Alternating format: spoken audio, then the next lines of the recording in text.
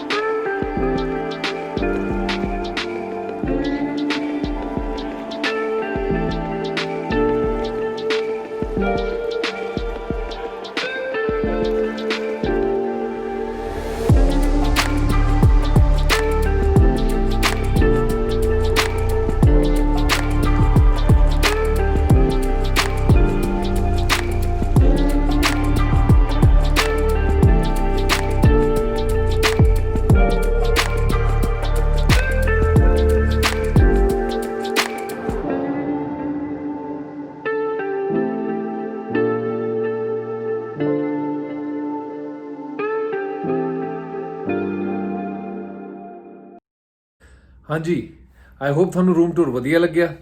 ਬਸ ਜੀ ਫਰੈਸ਼ ਹੋ ਗਏ ਆਪਾਂ, ਹੁਣ ਲੰਚ ਕਰ ਲੈਂਦੇ ਆ। ਫਿਰ ਲੰਚ ਕਰਕੇ ਆਪਾਂ ਸਿੱਧਾ ਚੱਲਦੇ ਆ ਸ਼ੂਟ ਤੇ। ਫਿਰ ਤੁਹਾਨੂੰ ਮਿਲਦੇ ਆ ਸ਼ੂਟ ਤੋਂ ਬਾਅਦ।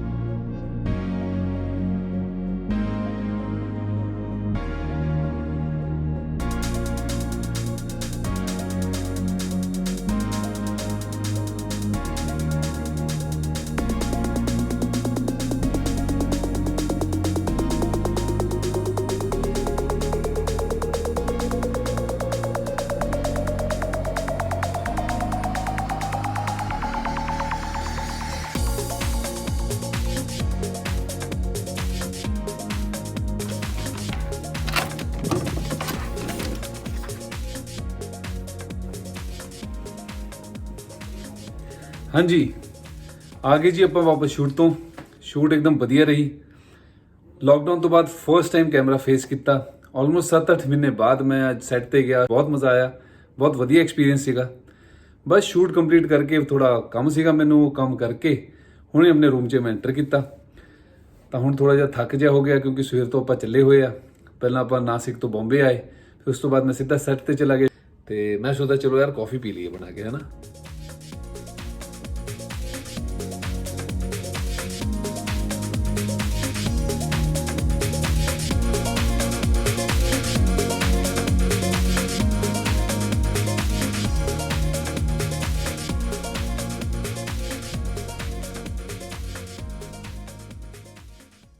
ਹਾਂਜੀ ਸ਼ੂਟ ਤੋਂ ਆ ਕੇ ਥੋੜ੍ਹੀ ਦੇਰ ਆਰਾਮ ਕਰ ਲਿਆ ਮੈਂ। ਜਿਵੇਂ ਉੱਠ ਕੇ ਦੇਖਿਆ ਤਾਂ ਬਹੁਤ ਟਾਈਮ ਹੋ ਗਿਆ ਸੀ।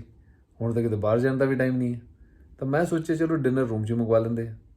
ਬਸ ਆਰਡਰ ਪਲੇਸ ਕੀਤਾ ਹੋਇਆ ਡਿਨਰ ਦਾ, ਕਿਸੇ ਵੇਲੇ ਆ ਜਾਣਾ। ਤੇ ਅੱਜ ਆਪਾਂ ਕਿਤੇ ਬਾਹਰ ਨਹੀਂ ਜਾਂਦੇ, ਬਸ ਰੂਮ 'ਚ ਚਿਲ ਕਰਦੇ ਤੇ ਆਪਣਾ ਡਿਨਰ ਇੰਜੋਏ ਕਰਦੇ।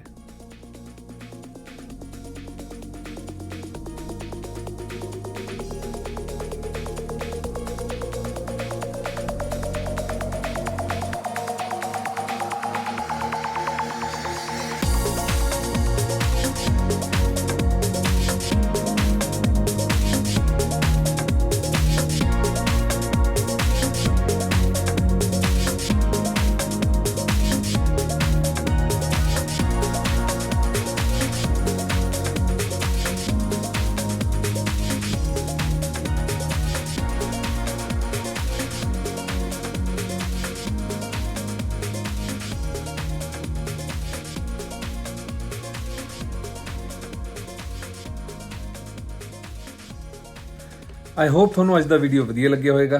ਜੇ ਇੱਥੇ ਤੱਕ ਵੀਡੀਓ ਦੇਖ ਲਈ ਤਾਂ ਵੀਡੀਓ ਨੂੰ ਲਾਈਕ ਜ਼ਰੂਰ ਕਰਿਓ ਤੇ ਜੇ ਤੁਸੀਂ ਚੈਨਲ ਤੇ ਨਵੇਂ ਹੋ ਤਾਂ ਚੈਨਲ ਨੂੰ ਸਬਸਕ੍ਰਾਈਬ ਜ਼ਰੂਰ ਕਰਿਓ ਤੇ ਬੈਲ ਆਈਕਨ ਦਬਾਉਣਾ ਨਾ ਭੁੱਲਿਓ।